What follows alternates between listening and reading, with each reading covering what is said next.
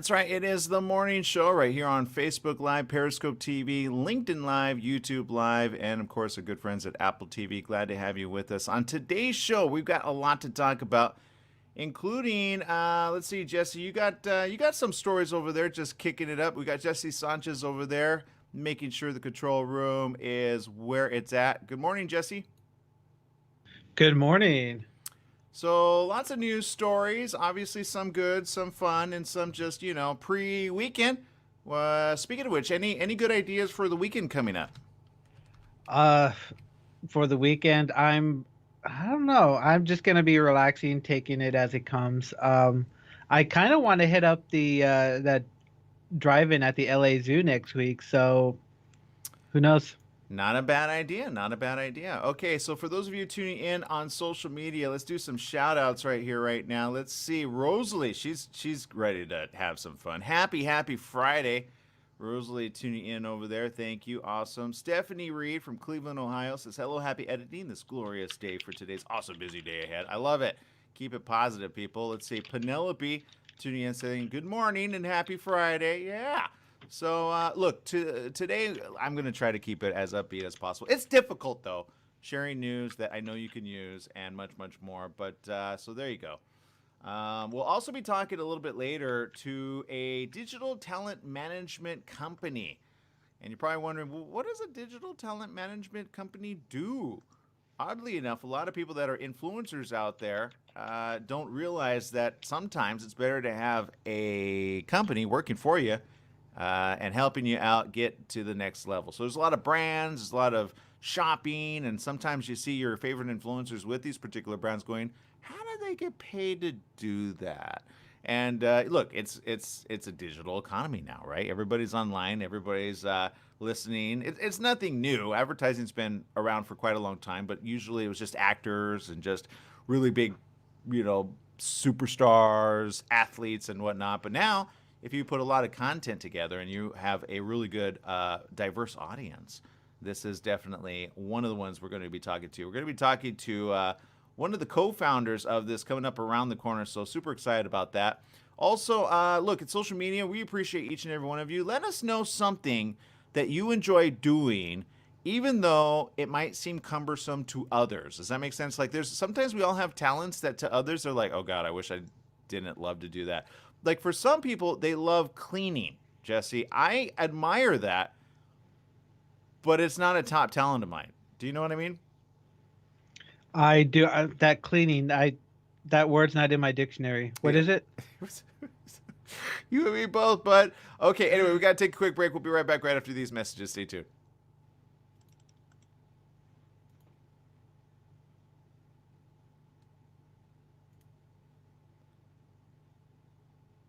All right, guys, we're on our social media break here. Hey, tune in a little bit later. I'm going to post it. I did an awesome interview earlier on in the week, but they're debuting it today over on Double Mint Radio. Big shout out to Fraser. Well, Fraser Unleashed is what it's called. So there you go. That's pretty exciting. And coming soon, Jesse's going to have his own segment as well on this awesome channel. So you guys start sending in your questions that you think that the interviewer should ask of Jesse. Anything and everything you wanted to know about Jesse, and then some. Which Good. I feel like we need to do our own too. Like now I kind of I know a lot about you. I remember always interviewing you between the break just to kind of get an idea. I'm like, what kind of guy is on the other side? No, I knew you were a nice guy. I wanted to see what made you tick. Does that make sense? Okay. There's one quick way to get me to start raising my voice. Not an easy thing to do. Really? Uh-oh. I don't know if I Uh, want to know. no, maybe. You know what I say? Hey, each to their own, as long as you don't do too much bad to anybody. Judy Munoz tuning in says, good morning, Aaron, Jesus, and everyone. I love that your name is Jesus. I really do. I feel like Jesus would approve of your name. I didn't start using that name until I was 16. Really? You hid it from people? No, I've just always gone by Jesse. And then when I went to do a work program at school, I realized that my birth certificate and my social security card were two different names. So Ah, I went with whatever was written on my birth certificate. right. That makes sense. For a long time, I went by Forrest. That was my father's. He changed his name from another name, so I thought my last name would be Aaron Forrest. So a lot of people know me as Aaron Forrest growing up. 5 seconds. They didn't know me as Sanchez until I was 18, I think. No, yeah, about that. 2 seconds.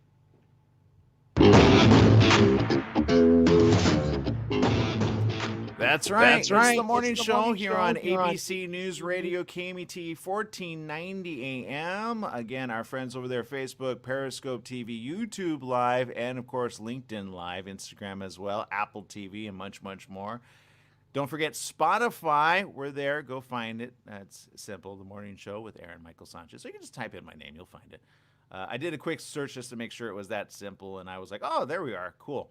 So no truth to the rumor. I need to upload some more current content there, but it's there. It's alive and well already on our SoundCloud edition. Just type it in, KMET 1490 AM. It's simple if you just want to listen to the audio version each and every time.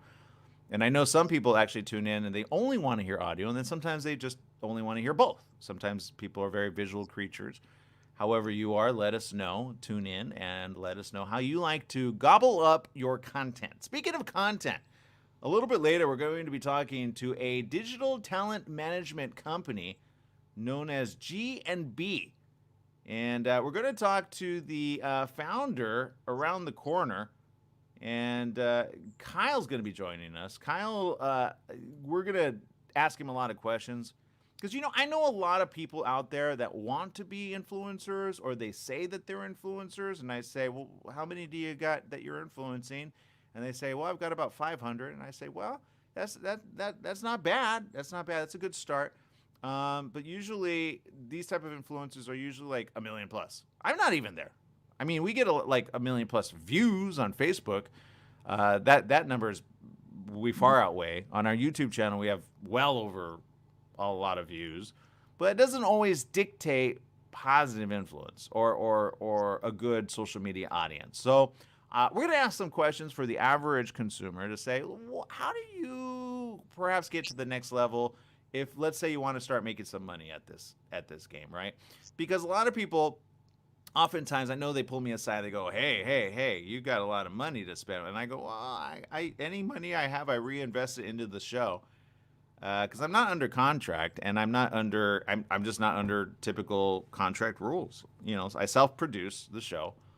Oftentimes, I have a team working with me, but either some do it for free, some do it as a trade, some do it as just because it's the right thing. I like to think, but whenever I can and do have the money, of course, I'm like, hey, here's a bit of cash. But as of late, it's been even more difficult with coronavirus.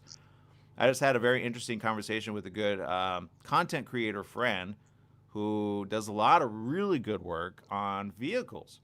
Meaning, he could fix a vehicle, but more importantly, he likes to be in the vehicle and share the information for quite some time with a lot of people. And yet, he doesn't get paid by the manufacturers. Not really.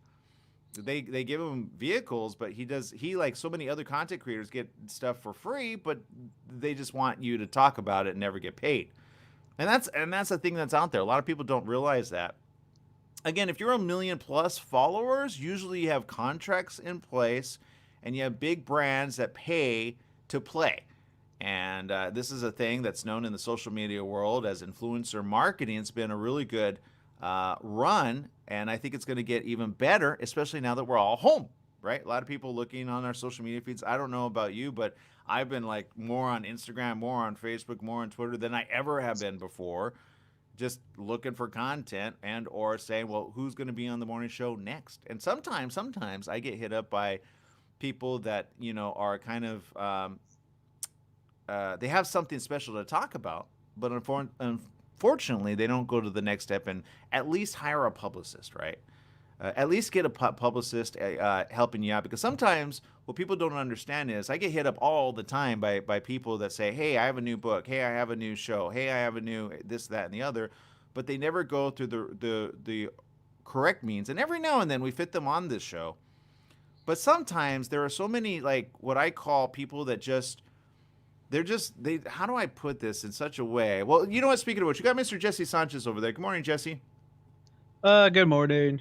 Do you ever know people in your life, or people that kind of you've had speak to you in such a way that they're almost like I kid you not, I get this probably every other day on Instagram, right? You need to interview me. Uh, okay. Oh, I need to interview you. Okay, can you help me out with what you're trying to pitch? Is usually my next question, right? But there are some very like demanding people. I don't know if you've ever met them, Jesse. I've never met anybody like that before. Welcome to my world, which is what I say. Like, coming soon, you're gonna have your own show, and you're gonna get a lot of this bombardment because it's a lot of bombardment. Sometimes even the people that you say they're your friend are not your friend, because the moment you say, "Oh, we don't do that type of content," all of a sudden they get mad at you, and they never talk to you, or they defriend you. I've had people like that. To Oh which I wow. say, look, I mean, invest the money. If this is your full time career or business, do the right thing. Go get a family friend. I know of people. I'm not going to throw the personalities under the bus, but I know of a couple that use their sister as their publicist, and they said, "Oh, that's my manager," and they just. I remember having a conversation way early on in this, about 12 years ago, Jesse, and I thought, well, what do I have? Do I have to put a resume together? What's the situation? And you know what this, which is of a very big personality in the Latino world. I'm just going to throw that out, okay? Okay. And the sister just said to me, just start doing it. People don't need to look up your credentials eventually. Just do it, and then people will just know what you do. And that was my early on. I was like, really? I was like a deer in headlights. I was like, okay, well, I don't know what that means, but okay. But at the time, I didn't have a family friend that could be like, hey, I could be your publicist. I should have hired my mom, but then that would have been momager duties, and nobody likes that. But my point is this. Get a book on publicity and do it yourself. At the worst case scenario, hire somebody and or find a family friend to speak with you, because honestly, when people pitch themselves, sometimes they do so in such a way that it turns off the broadcaster, meaning, if that's how you're going to pitch yourself, then yeah. So that's my advice. I'm sticking to it. And if you're going to pitch anybody, make sure you watch the show, by the way. Jesse, I had people pitch me that I'm like, you obviously never watched the show, huh? They're like, what's your show about? I'm like, you just want fame and publicity. And that's okay. There's no truth to the rumor. That's the business that we're in. Hmm. But throw your ego aside, because some people are so eager they throw their ego in the front line, thinking, "Oh, this is gonna get me an interview, a shoe in." And I say, no. The interviewer is doing the interviewee a favor, oftentimes. So be kind, be respectful, and be respectful to the person answering the phone in any business that you do. Right, Jesse? Have you ever had somebody come at you kind of like mean, angry, and upset? Like you're on their time, they're not on your time. Oh yeah, I've had plenty of people do that. Not good. I don't like it. It's like, why do you got to be rude on the phone? Thank you. So, and here's what people don't understand. In the entertainment world, if you're an actor or an actress and you're hardly getting work, and I can say this from experience, I've dealt with some big egos in media. If you are unkind to the security guard going into Paramount Studios, that security guard has more clout than you ever will understand, because he'll suddenly say something to maybe a family friend that works there, by the way. Don't ever underestimate security guards, okay?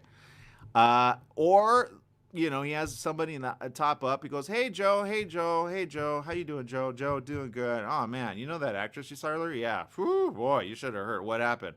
And sometimes the CEO actually wants to know what the security guard knows, because then he goes, well, do I want to work with that person, or are they a drama queen or king, right? Because I've seen both. So my point is this. If you're an influencer or a wannabe influencer, or you got something, a tale to tell, you got a book, you got a song, I get hit up by it all. A filmmaker, remember to be kind. And if you're not kind, make sure you are represented by a company that will be kind for you. Because there's some publicity people I don't even want to work with. They are that rude. They're demanding. And so I tell a lot of people, I say, do you know what kind of representation you're getting? Because I can tell you right now, I one time, Jesse, this is a lot of information, but I one time got hit up by a publicist, and the publicist was so angry and upset. I was just trying to help him out because he did a Spanish, it was a Spanish document translated into English, and he didn't even bother to have an English, somebody that read English to read it. It was that bad. You understand? Really? Oh, yeah. This was early on in my career. This was like 8 years ago. And I said to him simply, hey, you might want to double check that information out because, I mean, and I was just doing a nonprofit thing on YouTube, honestly. I wasn't big time at all. Oftentimes, I'm still not big time. I just have a show.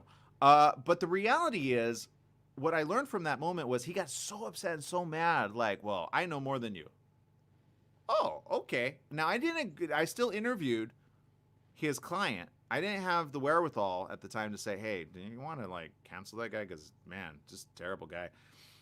But later on, fast forward, a good friend of mine, shout out, I don't know if I want, yeah, I don't mind, Carmen Perez, who is an actress and singer, great lady.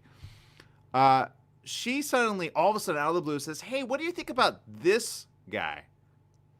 I said, well, it's funny that you ask. And it was literally 3 months after that situation. And Jesse, look, I don't talk behind people's back because I'll throw it in front of them and say, I'll invite the guy in the same room and say, yeah, I'm saying this about you. I have no problem. I don't like people throwing people's names on over the air unless they deserve it. But the reality is, and I have facts to back it up because then that's called slander, right? I don't want to slander anybody. But back to this guy, he has no idea he lost a client that day based on how he treated me, but that's how it works in the business of entertainment. It's a very small industry, super small. So you get one person upset, you got like 25 upset, right? So never ever, I always say this, I've always built my name up based on the relationships I have in whatever I do, because somebody knows somebody that knows somebody that knows somebody. It's just a fact. So be careful. But again, you got to call stupid people out. So I call stupid people out on the morning show every time. Just don't be a stupid person and be kind. There you go. That's it. That's my level of tolerance. You're stupid, gonna call you out. You're not stupid, not gonna call you out. And I'll always have facts to back it up because I'm not an idiot. All right, people, we got to take a quick break. We'll be right back right after these messages. Stay tuned.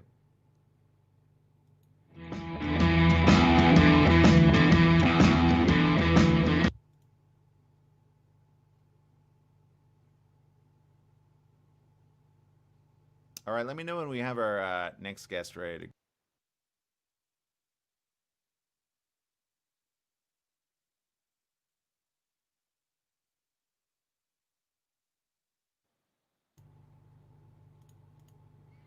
All right, for those of you tuning in, I know there's a little bit of information you probably were like, what? But it's, look, if you have a book, a song, and a career, a business, just remember, throw your ego aside. Be thankful for the time you're given. You never know. And sometimes you have no idea how many times I actually give referrals to people that are in a business and or a career. I'm like, oh, you need to call this person just off to the side, and because I remember them as a nice, kind human being. But the moment you throw me your ego, in my head, out the door.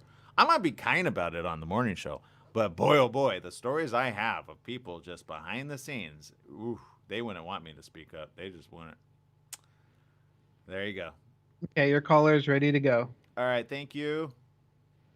And we were both wrong on the pronunciation of his last name. Oh, how do we say it? How do you say We it? were Yelmseth. Yelmseth. Okay, yeah, I wouldn't have gotten that. Oh, okay, so it's Wait, hold on. Yelmseth. Oh, Yelmseth. Okay, I should phonetically write that out. Hold on.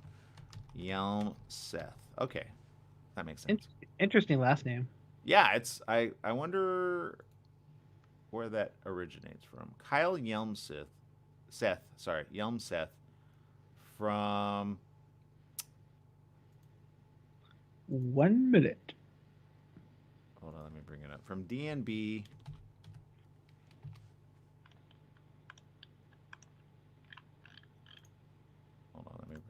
Sorry, people. This is our commercial break. This is usually where I like to put other stuff, but then you guys are like, "Oh no, there's ads," and I'm like, "Look, people, I gotta pay for stuff, so we need ads." All right, let's see. Time on the radio is not cheap, just so you know. It is not cheap. It's expensive 30 seconds. to keep a company. Broadcasting is expensive, people. This is not easy. Okay, thank you, Jesse.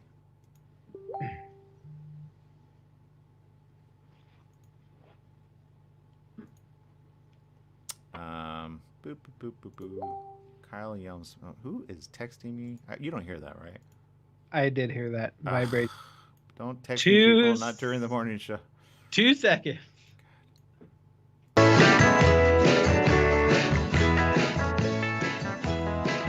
That's right. It's the morning show right here on ABC News Radio, KMET, 1490 AM. Joining our live stream audience over there, Facebook Live, Periscope TV, YouTube Live, and of course our good friends Instagram TV, Apple TV, and much, much more.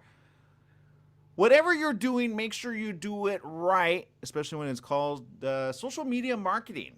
Talking about that, there is one company doing it really right, and this company has literally reinvented the digital talent management experience with integrity, transparency, and a human touch. Spending time with us, as I always like to say, usually it always starts from the top down. We've got the founder here with us, Kyle Yelmsmith. Good morning, Yelmsmith. Good morning. Welcome to the show. Aaron, thank you for having me. No, thank you, Kyle. I apologize on the last name. Out of curiosity, where does that name originate from? It's Norwegian, so I think with any Scandinavian name, there's no apology necessary ever. Well, still, well, you know what? I love I've always wanted to go to Scandinavia. Any tips for the average traveler? Well, actually, it's funny. I've never been there myself, but I would say dress warm. Got it. Okay. Which I think we're going to get kind of a cold weather here. Not as cold as Scandinavia, but hey, let's jump into this. You obviously created this company with the thought of not just helping other people out, but obviously I think I love your main headline there with integrity, transparency, and a human touch. Getting into this business, you obviously saw that was sorely lacking in other management companies. Can you speak on that? Yeah, definitely. I mean, I'm sure you know a lot about this yourself, Aaron, in terms of, the talent management side of things, working with agents and talking to, these types of industry people. It's often, I think, especially in pop culture, if you look at pop culture reference, if you look at the world of talent management through the lens of Entourage, and shows like that or movies like that, you think, wow, these people, they drive hot cars, they do a lot of drugs. It's just not fabulous place to be. Right. And I got in, in a really organic way. My now wife was my first client. Sweet. Smart. Yeah, very smart. I always tell in any interview or any conversation about this, it's like, listen to your significant other. They are probably steering you in the right direction. True.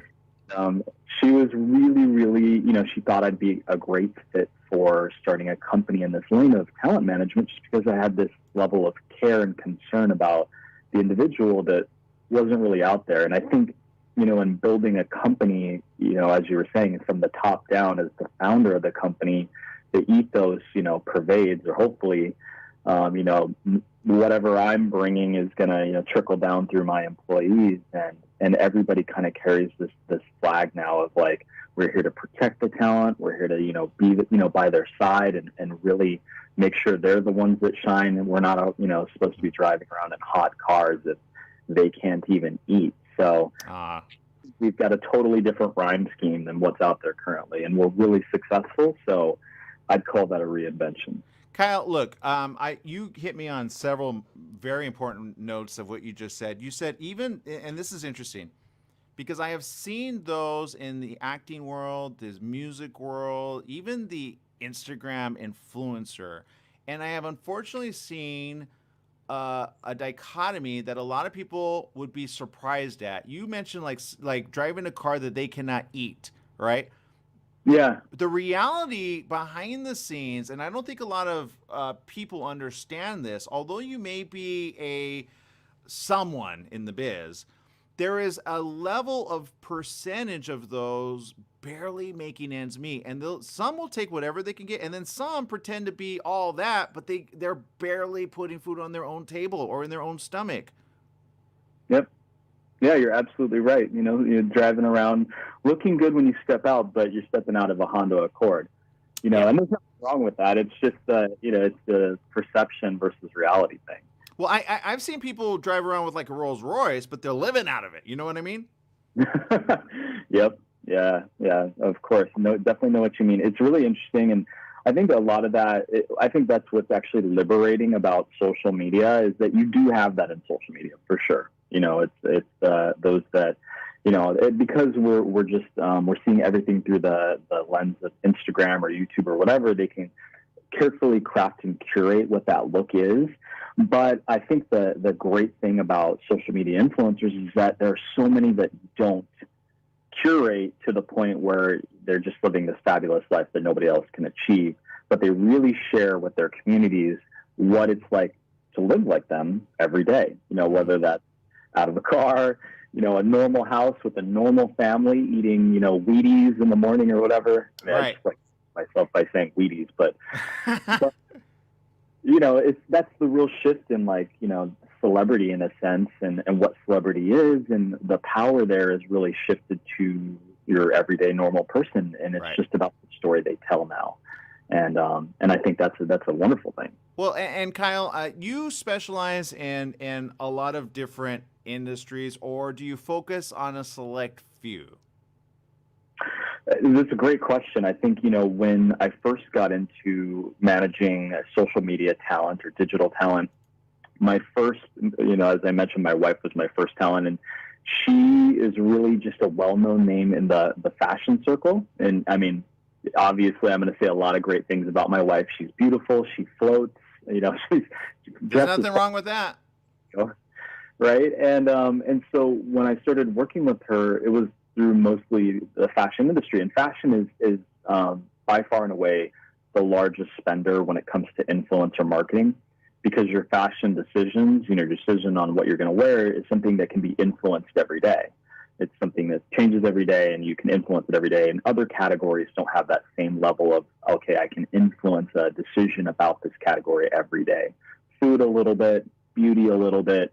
Those are kind of like second and third behind fashion. So it was mostly fashion, but I really saw the need to diversify away from just fashion stories, very early on in my career in this lane, because people just want to know, more about like the person's into, what is their beauty routine, what are they eating, where are they eating, all these different things that make up what we more broadly call lifestyle now.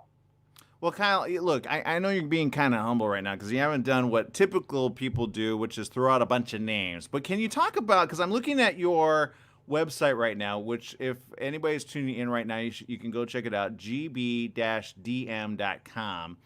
And what I'm seeing right now are some pretty big names.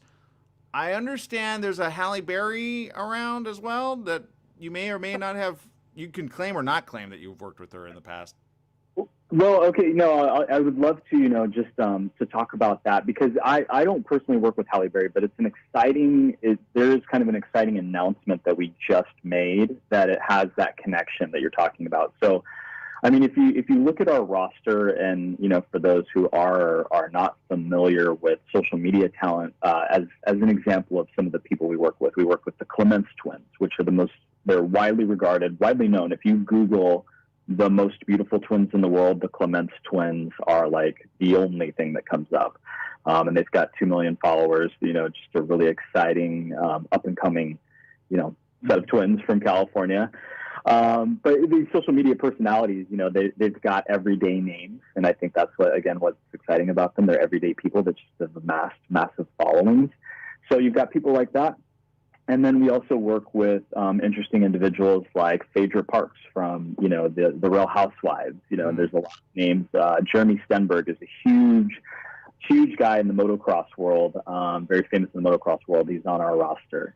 And David Hunt is a huge guy in the esports world. He's on our roster. Liv Lowe Golding is huge in the health and fitness world, and she's on our roster. Halle Berry, the reason that I think that came up is really funny, and I'd love to clarify that. So we just actually signed on as our lead advisor for the company, a woman who basically built this industry. Her name's Kendra Bracken Ferguson. She founded, like the original digital talent firm in 2010, which is called Digital Brand Architects. She's since left, and now she's our lead advisor, and she started a bunch of other companies. But she's the Halle Berry connection because they are business partners on a couple different endeavors. So, and you know what? I always say that's important in this industry that everybody's in. Look, I've been in media for the last, honestly, strongly, the last 8 years. Are you right? On radio, doing little stunts on local television stations, but more of my content lives online.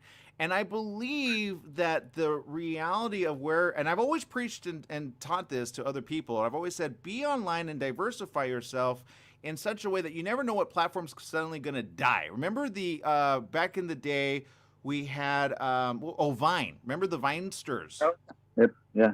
Yeah, a lot of people lost a lot of money after that. They put all their time and energy in that. Now we've got TikTok, which a lot of people are wondering what's going to go on with China and the U.S. Look, I got questions. We have a hard break. Can I keep you for another 8 minutes or so? I feel like I have more questions that you need to answer. Let's go. All right. We've got to take a quick break. We'll be right back. Again, if you're just joining us, we got all the way from G&B Digital Management. We've got Kyle over here who knows what he's talking about. Kyle Yelmseth. We'll be right back with more. It's Scandinavia. Scandinavia's got me up the wazoo. We'll talk about that right around the corner. We'll be right back.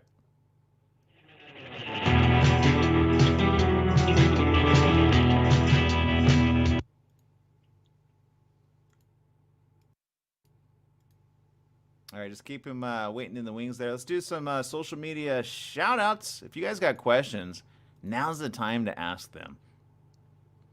Let's see. Big shout out to, I think Katya, we put you up there. Yeah, Katya Wunderland from Switzerland tuning in.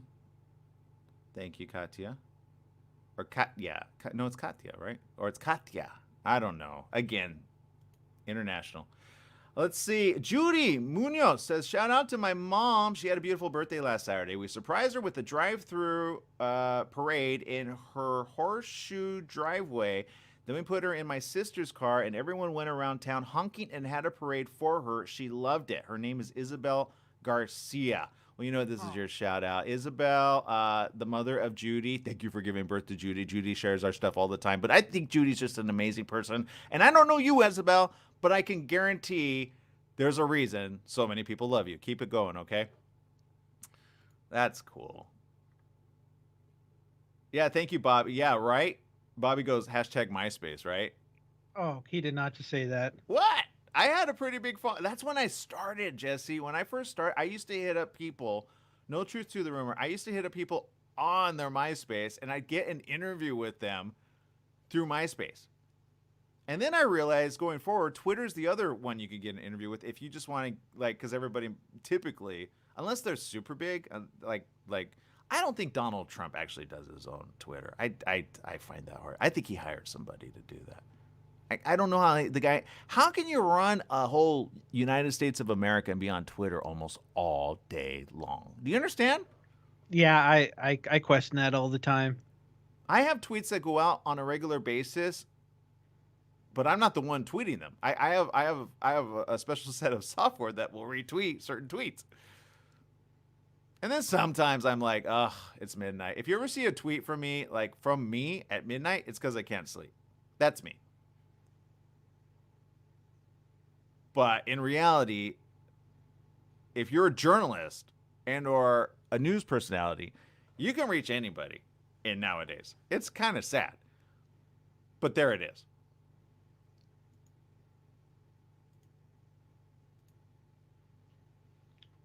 I miss MySpace. I'm not gonna lie, it's still there. So you just need Is it the same as before? It though? looks different. No, Okay. ever since I don't know. Remember when Justin Timberlake, I think, and a slew of other investors bought it. 10 seconds. I don't know if Yeah, they just used the names and re-encoded them to something else because it's the database that is the 2 seconds. majority of the money. Okay.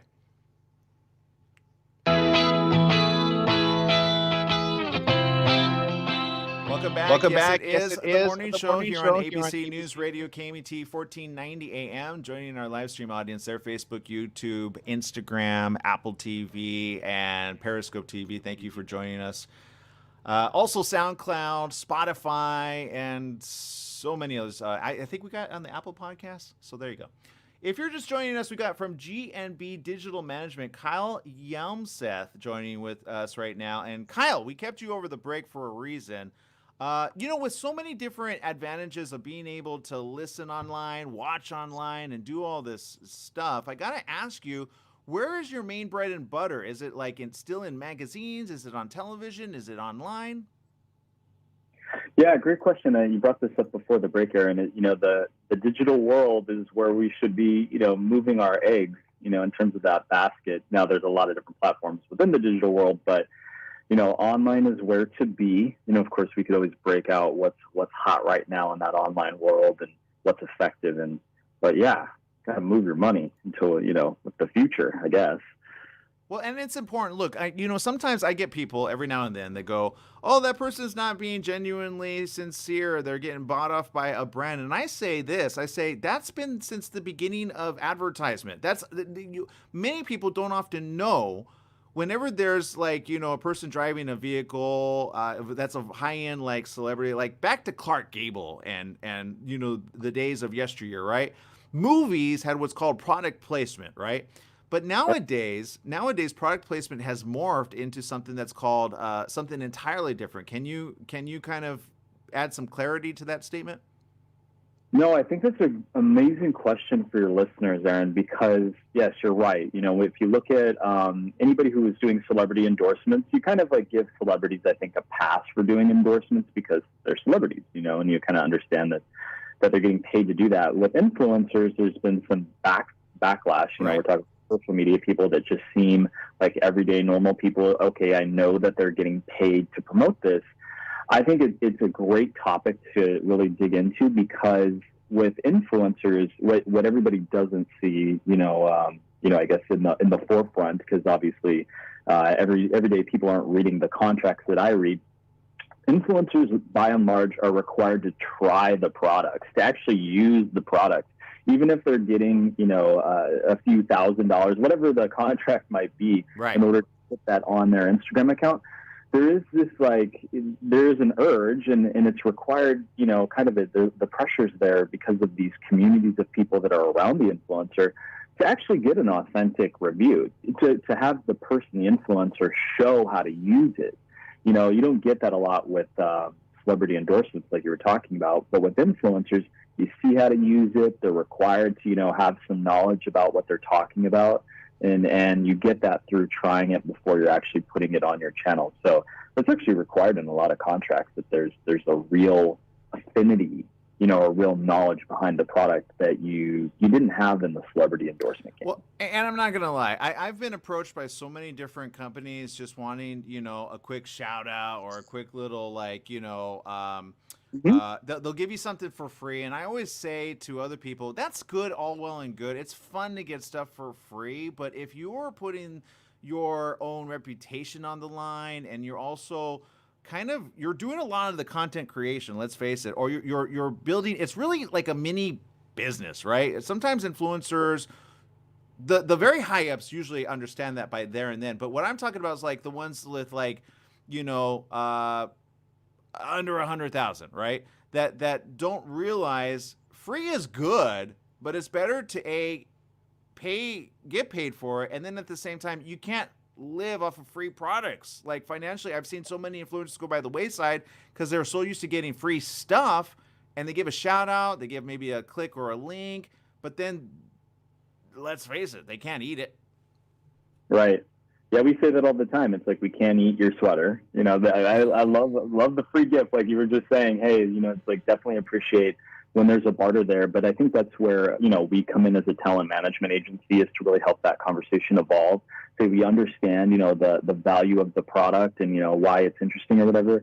But if you want my person to get involved and really put the content production behind it, get some money behind actually allowing this person to produce content, to take the photos, to make the video, there's got to be a dollar exchange there to really just even support the content creation.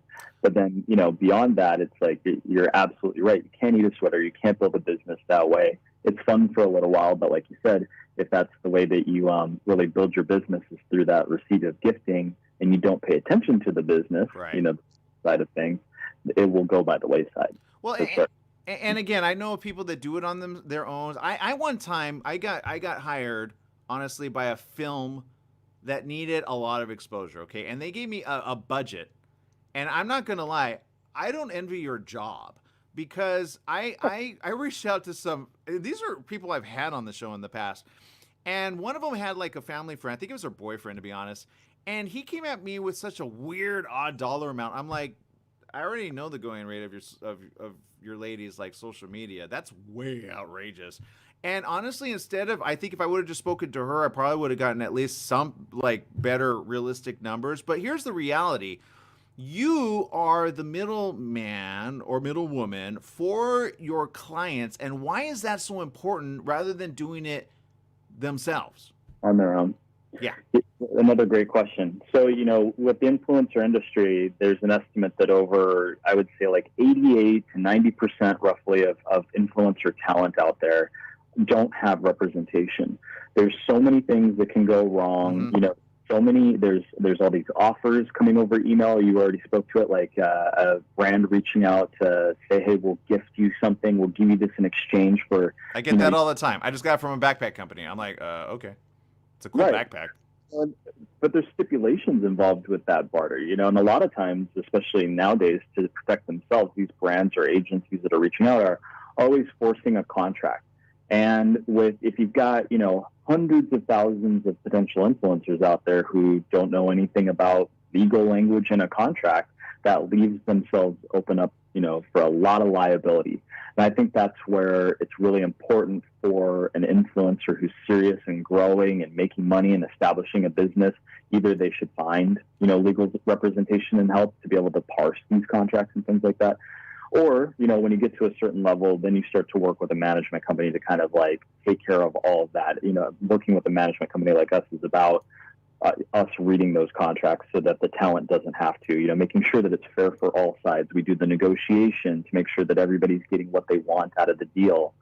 It's just taking care of all those little things that an individual out there doesn't have the bandwidth for, doesn't have the connection for, or the training, to really look at. Well, and obviously, okay, so the top question at the end of the day is, why would a brand especially want to work with your company? Because from what I understand, the brands are very happy with using your management company, and that's, at the end of the day, the one paying is the one that needs to see results. I've seen so many what I call brands out there that have somebody that knows something about social media. They try to reach out to influencers themselves, but they don't know the management process of it.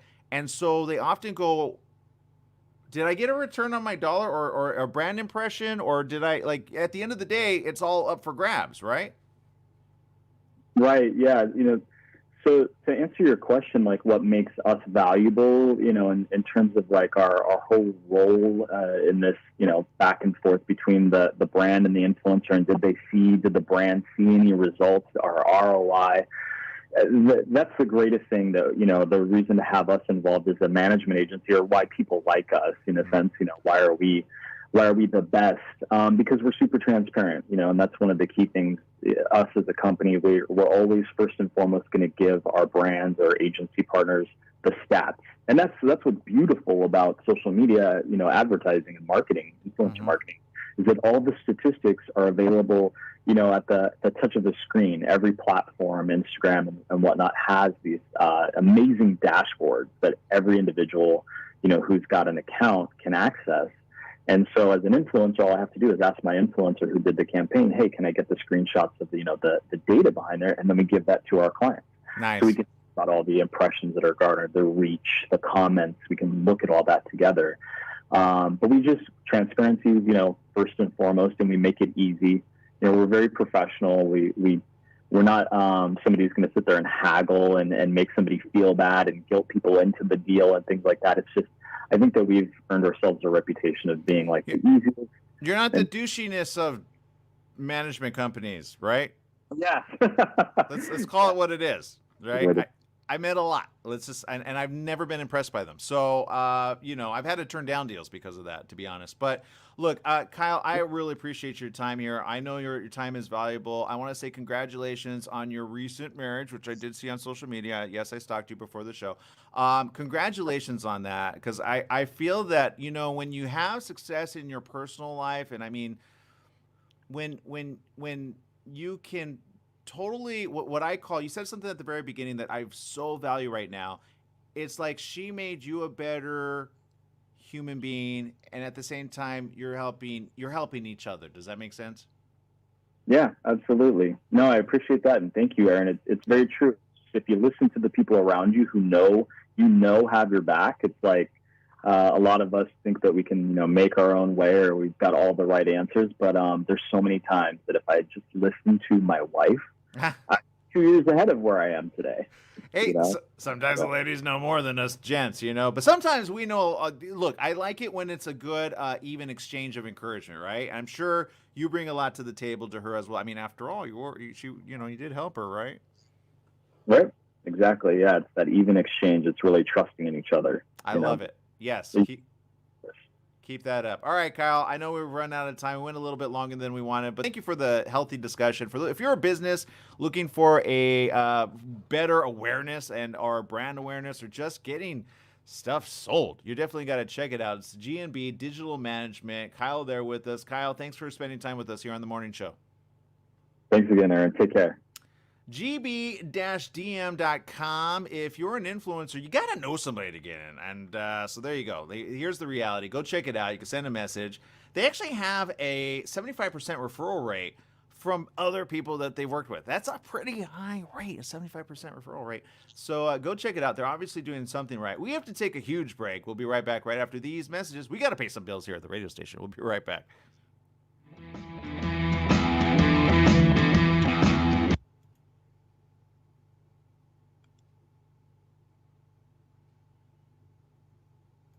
All right, we are on our commercial break there with our radio channel. Good to have you guys there. Let's see. Judy says, congratulations, Kyle, and your new wife. They're so cute, too. Saw their pictures, and I was like, I don't know if it just happened or just, pictures last forever, so it could have happened like a year ago or something. But they're just so adorable. And to hear that they've been working together since the very beginning, that says a lot, right? I like that. I like those type of stories. Let's see. Bobby says, oh my God, loved MySpace like a custom personal magazine. I'm not gonna lie. I was trying to do some cool stuff with it. You know what I did, Jesse? Did you ever remember Justin.tv? No. It was one of the very first. Like, some people knew about it. No, nobody knows about it anymore. But they used to have some pirated content on there, and they would stream it live, but people were watching at the same time, right? So I remember watching, I shouldn't say this, but I'm going to say it anyway, Wolverine, somebody bootlegged it. They streamed it. I saw myself watching it, and I was like, oh, okay. I still went and paid for it, okay? I didn't, like, it was just there, right? Like sometimes things are. And what was my point of saying that? Oh, but they had a whole community that were watching at the same time, and I'm like, there's a business to be had. And now look where we're at, right? La Femme Film Festival, by the way, all legally acquired movies happening next week, starting this Sunday. Check it out. I already posted a couple of the confirmed hosts. I'm still got to confirm another couple other hosts. But shout out to Martha Casara, also the other Sanchez, Ariana Sanchez, who is no relationship, 100%. But great duo there. They're gonna do some interviews this Sunday. We're gonna do a marathon of interviews. We've never done this amount. I said to Leslie, "You're kidding me, right?"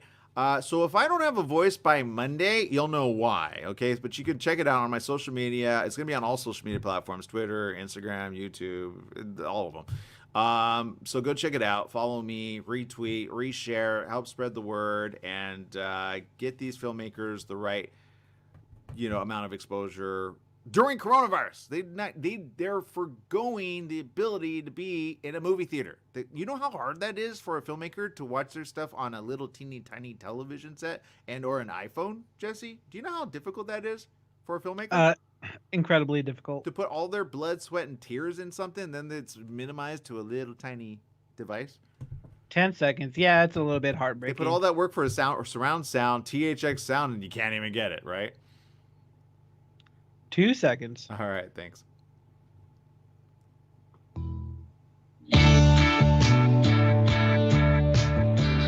That's right. That's right. The morning It's the show morning right show right here here on on ABC News Radio, KMT 1490 AM. Joining our live stream audience over there. Again, Facebook, Instagram, Twitter, YouTube, LinkedIn, and much, much more. We appreciate you. Don't forget our SoundCloud edition. You can subscribe right there at KMT1490am.com. Just type it in. And or download the app. It's free. And some of you listen to the show. You go, oh, I got to go. And I'm like, no, don't go. You can still listen on your little app. And connect your little Bluetooth device, right? Put it in your headset, and there you go. Let's see. Shout out to those tuning in live over there. We got Judy Munoz, who says, congratulations, Kyle, and your new wife. Yeah. Again, if you're just joining us, G&B Digital Management Company over there, creating a better influence. They're a top-tier firm which specializes in guiding and growing digital content creators in fashion, lifestyle, travel, food, and hospitality sectors. They've actually set up some really cool things to get you to the next level if, let's say, you want to become that type of influencer. It's a lot of work, a lot of time, it's a lot of investment, I'll tell you that much. So I appreciate each and every one of you when you do little stars and you donate to the channel. And I want to say a big shout out to Katya Wunderland, who did exactly that. 50 stars she did exactly on our Facebook feed. I didn't get to do it during yesterday's show. I just got a little bogged down with all of the social media comments. But wherever you're tuning in, let us know. We love to do shout outs wherever you're at. Likes, comments, hearts. Periscope TV has this thing. I think we're over nearing 3 million hearts on Periscope. For those that don't know, Twitter owns Periscope. So there you go. That's why it sits there organically on Twitter. A lot of people I know don't know, including influencers. I say, whoa. Reinvigorate your Twitter handle. Speaking of Twitter handle, we got Jesse Sanchez, who's on Twitter, by the way. Jesse, for those that want to follow you, where do they go? My Twitter handle is I am Jesse Sanchez, and you know I'm liking Twitter. Well, most of it. There are a lot of disturbing comments, but Yeah. I just like to read everyone's comments just to see how they view things, and some can be disturbing, but a lot of it's positive. I'd say about half of it is negative. Okay, look, follow the right people. Look, I say it like it is. Look, there are some people that hide behind a fake profile, and Twitter has the ability to keep hiding and hiding and hiding. If they were more like Facebook, Facebook actually has a different algorithm that they start weeding out fake profiles. Although, if you've been on Facebook for any amount of time, you get hit up by people that you could tell are fake, right? But it often doesn't last long. Facebook has a really good algorithm that kind of catches them in their tracks and then kind of just like takes them out of the playing field, right? Twitter doesn't have that, which is why sometimes it's a little over amplified. Messages are not always 100% fact, they're more fiction. So I appreciate on Twitter our very real comments, which are by real people.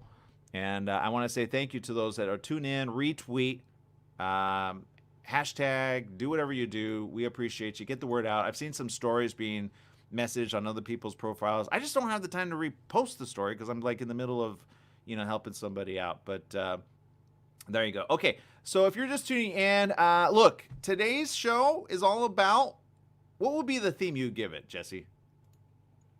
Ooh, influence. Okay, I like that. Or how to be a positive influence. How about that? We add that in. Right? How to be, because there are some influencers that are negative all the time, and or they spread a lot of hate. One big influencer. I promise I wouldn't say the T word, so I'm not going to say it. All right, but there's some influencers that use a lot of like broadcasters. There's some broadcasters that I don't agree with.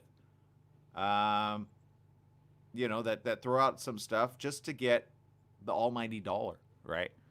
They're willing to throw out some misinformation, get people heated up on stuff that isn't even true, and they know it. There's radio personalities, there's TV personalities, less TV, more radio personalities that throw out a lot of information that's not true, which I say some of it's fun, some of it's funny. You know, there's a name that you mentioned the other day, Jesse, which you were, yeah, and I said, you know, I used to listen to the guy, but he's gotten banned by a lot of social media platforms. I'm not going to give his name any credit there, but his initials AJ. Yeah, AJ. So I'm talking about. yeah, also known as Alex Jones. There it is. Look, I used to listen to what? It came out. It just kind of popped out in my head. Alex Jones. I used to listen to the guy. I actually used to be no truth to the rumor on a previous station that I used to be a part of, and that was a NBC News radio affiliate. Okay. But what people don't know is it was syndicated. So it wasn't, they just got the content for free, to be honest. And so they would rebroadcast it. And I found a lot of his stuff very entertaining. I really did. And I found a lot of the content very disturbing. Then I found some of it like, oh, he's trying to like dummy it down. You know what I mean? Mm-hmm. But he's a funny guy. He really is. But then I saw him kind of like go completely far right. Like so far right, like there was no balanced view on his show, and I would hate to be that person. So if I ever get to that point where I'm either very, very, very, very on the far left or the very, very, very, very far right, call me out on that, okay? I want to be straight down the middle as much as possible, right? Hear both sides, be open to both sides, and then be okay with both sides at the end of the day, right? I don't ever want to cause division in this country. If anything, I want to create unity, not division. That's very important. So there you go. Okay, well I'm pretty much out of time, Jesse. Give me some ideas for the weekend. Let's see. Weekend. The only thing I have planned, well, there is a Netflix movie that just came out. I don't know if anybody is a fan of Adam Sandler, but he has a new movie on Netflix called Hubie's Halloween. Done. I'm probably going to be in all weekend, like the majority of you. Oh, no, I'm going to do La Femme Film Festival this Sunday. Tune in, people. You're going to be fun and amazed. It'll be fun. We need your social media comments coming in, too. So we're kind of using you to help us out. Okay, people, make it a great day. Remember, download our app. It's free. KMT 1490 AM.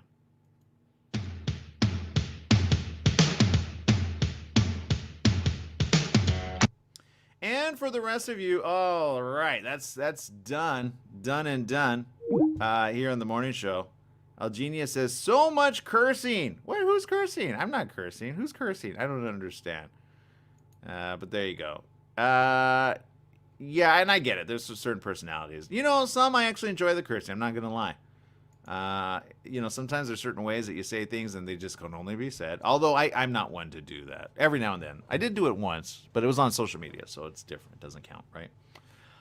Look, the majority of you, I appreciate you. The rest of you, I just have tolerance for you. What? It's a thing. One time I literally says, I love the majority of you. And then I had somebody say, well, what about the rest of us? I'm like, how do you not know you're one of the majority? To which I say later on, well, you know what? Look, look, at the end of the day, it's all about getting along, right? With those we love, that's pretty easy. With those we have a tolerance for, that's a little difficult, right? To which I feel we all need to be reminded of this going into the weekend, okay? No matter what happens this weekend, always remember this. You are not alone. You are not alone. You are just not alone. What I mean by that is you always can affect people with the right amount of good information and or the right amount of bad information. What I mean by that is, back to, let's call him a celebrity in his own right. Alex Jones has a huge following. Okay, and in reality, I know by me saying anything opposite of him, I'm immediately going to have a lot of people up in arms against me, right? To which I say, I don't care. I just don't anymore. Come at me, right? Look, here's what I want to stand for, all right? Always stand on the side of truth, right?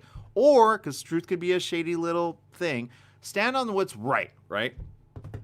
Recently, I reposted something on my social media, and it's sad that this is not getting as much attention as I feel it should have, which is why so many Armenians are actually up in arms saying, where is the information at? Do you understand? And I'm talking about the current situation that is a war that people are losing their lives in currently. There are people fleeing towns right now that are unhappy with life because they're getting bombed left and right. Look, whether you know it's happening or not doesn't really matter at the end of the day. If you have a family in this war-torn area, you want the right thing to be told, right? You want the proper information out there. So I reposted something on my timeline. Let me pull it up right now. I post on my official. Go look at it. Aaron Michael Sanchez, the official timeline there. And I posted this, and I reposted, I should say, from a Facebook friend. Okay, and I've never met this Facebook friend ever. A lot of my friends online, I've never met actually in person. And then sometimes I meet them in person, and they go, "Hey, we're following each other." I go, "Okay," and then then I put a face with the person. One time, I was at Stater Brothers of all areas in Victorville, and the follower followed me on Twitter. He says, "Hey, it's you," and I go, "Hey, I don't know what that means." And he came up and he says, "I watch you all the time." And he told me his name. I don't want to throw his name out. I don't want to embarrass him. And we took a picture at the end of the day, because I love that sometimes I don't know who watches the show, and then I find out in person, and they see me and I see them, and I'm just like, I'm a fan of theirs. I ask for their stories, see why they watch the show as well. But I like to find out what they're thinking, right? So I reposted this as of most recently. I don't know if I can show this on my platform. Maybe I should take a picture of this. Let me do that. I'm gonna take a picture of this so that you guys could see what I reposted, because this is and some of it has video, but I don't have that here, so I'm just gonna upload this, and then no, let me not do that one because I don't know how to get that video. I'm just going to show you 3 pictures. Okay, I'm gonna upload them right now into my account.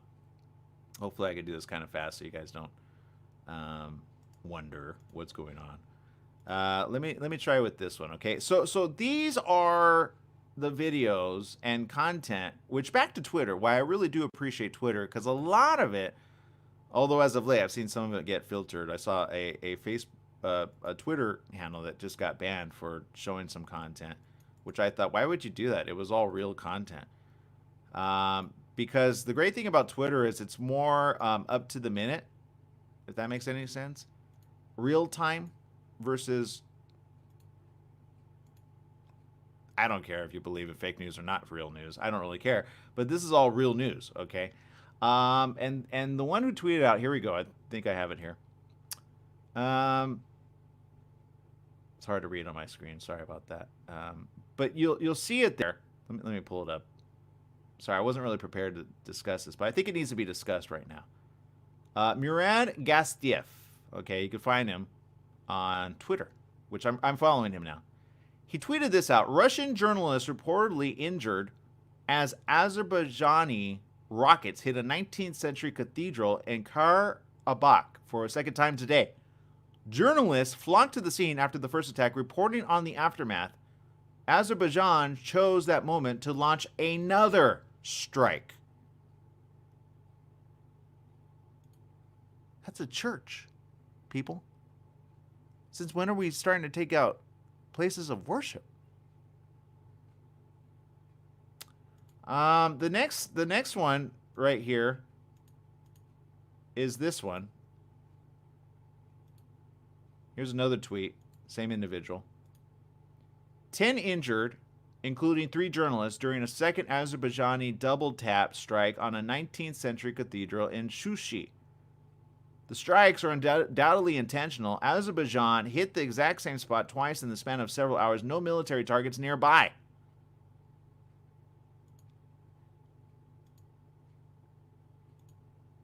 There are people losing their lives right here, right now. These are journalists, people. Just trying to report news. And this is an independent guy. If you go follow him, I'll type in his, let me bring up Twitter really quick. This is his headline, okay? This is who this man is. Murad Gastiev. I apologize, Murad, if I'm getting your name wrong. RT correspondent at RT which is technically Russia's state-affiliated media. Okay, they do control the channel there. Let's agree on that. Emmy-nominated, mostly conflicty things, views my own or interesting one, and evidently they're on Telegram. Not sure how to get a hold of him, but he's a journalist at the end of the day. Okay, now granted, some stories get squashed on state-controlled media, but he's sharing information and video. Look at this one. I just want to give you guys some perspective as well. Let me see if I could blow this one up. Hold on. So that you could see it better. Hold up. Let me... Again, I wasn't planning on sharing this, but I feel this is very important. I'll tell you why in a minute. Here we are. Read that for a minute. Let that sink in. Okay?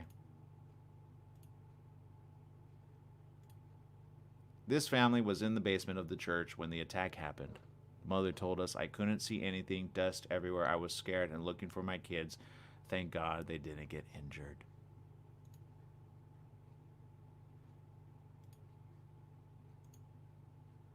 Last weekend, Saturday, I believe it was, there was a group of Armenian people that shut down a freeway. To which my first instinct was, why would you do that? Come on. If you're going to protest, don't protest on a freeway. There are people that might need to get where they got to go. There's emergency vehicles. Don't protest on a freeway.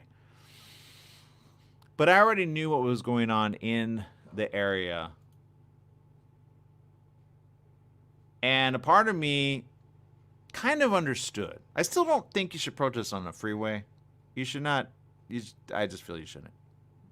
It did get the attention of authorities. The authorities went out. They didn't arrest anybody. They just said you need to move on. And they were asking for peace, though. They're just asking for somebody to step in.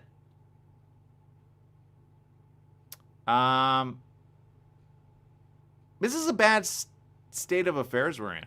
Okay. Granted, I know a lot of people are like, "Well, that's not." I hear people all the time. Well, that's not the U.S. people. That's not the U.S. I don't need to pay attention to it. To which I say, you better pay attention to it, because there are other armies rallying around, waiting to go to war. I talk about that all the time here on the morning show. Is anybody else talking about it? No. Now, granted, I don't want to be like Alex Jones and just making everybody go, it's a world domination of dominating domination, right? And I'm not that guy. If you recognize his voice, that's how he talks. But these are real problems happening to real people. And I saw a comment on the one that I shared it with, Sona Oganesian. And Sona and I have been Facebook friends for quite some time. I don't know how we got connected. I really don't. But Sona used to be at Hollywood Today Live and Bite Size TV. So she's done some journalism herself. Not sure what she's doing right now. But I will say she had Larry King, a video with Larry King. And Larry King evidently had been talking in the past. I'm not sure how back this video goes. Let me bring it up really quick.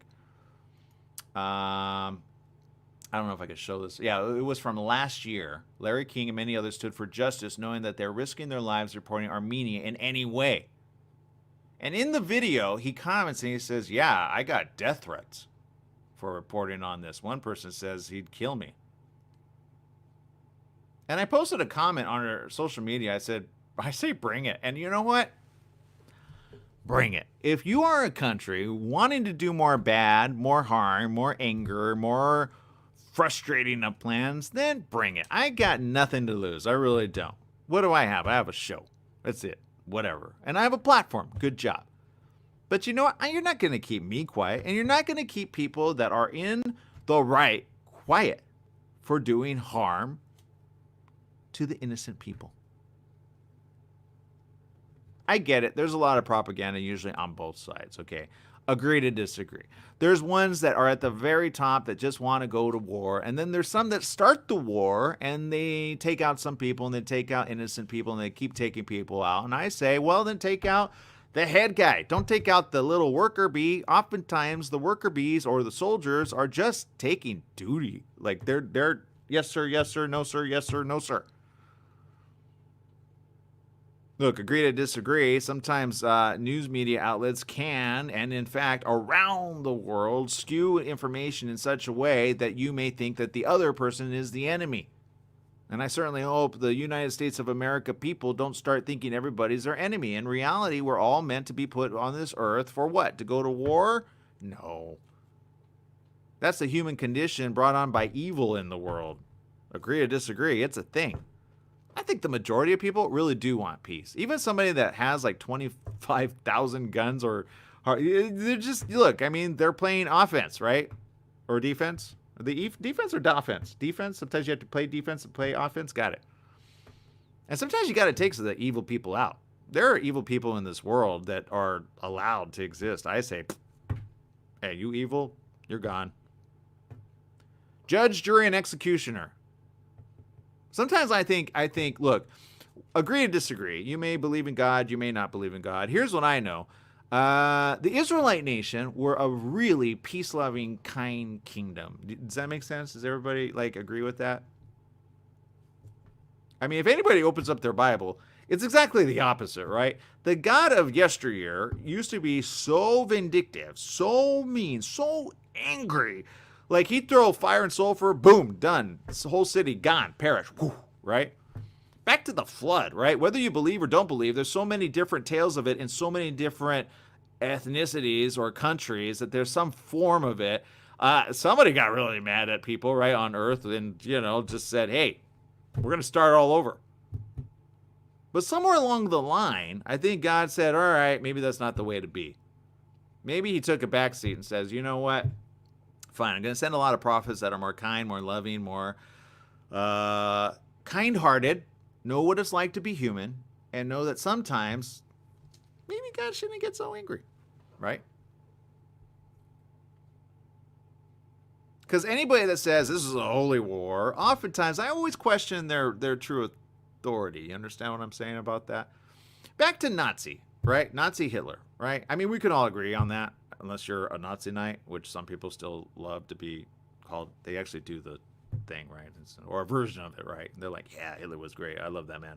To which I say, well, what kind of evil are you professing to believe in, right? But look, at the end of the day, I think God's going to say, I've had enough. I've done the loving route. They don't want to abide. So, to which I say, whoa. There's a lot more good people here on this earth than bad. Just give the good people enough time to figure things out. It might be just a conversation I'm having in my head quite often. But look, in reality, I think the conversation just needs to be one of, are we ready to at least do the right thing for each other? Because all I see is people wanting to go to war, people being mad, upset, mad, angry, and those usually never bring about peace, or do they? It usually takes some thought leader or some person that says, all right, fine, we got to go to war, but let's have a war in the event that we want peace in the end. Let's pursue peace in the end, and then we'll go to war for as long as we have to obtain peace in the end. Shouldn't that be the goal of any discussion? And or let's put it this way, in ways everybody can understand. A family member says something you really don't like.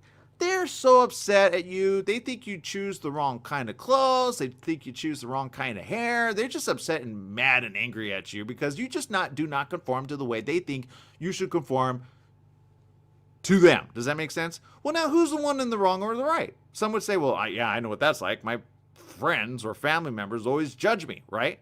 To which I say, well, come on, sometimes some baggy pants that go down to your ankles, I'd say I kind of side with them there, okay?